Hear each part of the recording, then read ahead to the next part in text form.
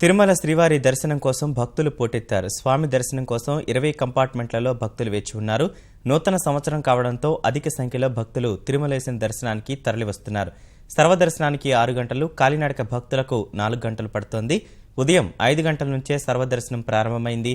ఆలయ అధికారులు మధ్యాహ్నం 12 గంటల నుంచి ప్రత్యేక ప్రవేశ దర్శనం ఏర్పాటు చేశారు. తితిదే ఈవో సాంబశివరావు క్యూలైన్లను పర్యవేక్షిస్తున్నారు. భక్తులకు తితిదే సిబ్బందికి నూతన సంవత్సర శుభాకాంక్షలు తెలిపారు.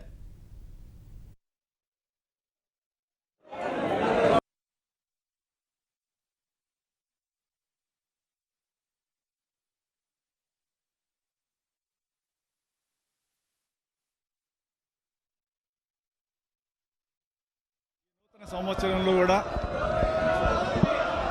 ఒక అంకిత భావంతో టెక్నాలజీని ఉపయోగించి మెరుగైన సేవల్ని భక్తులందరికీ కూడా అందించడానికి టీటీడీ కృషి చేస్తుందని అందరికీ మనవి చేస్తున్నాను. చక్కగా నిర్వహిస్తున్న టీటీడీ సిబ్బందిని అందరినీ కూడా మనస్ఫూర్తిగా అభినందిస్తున్నాను.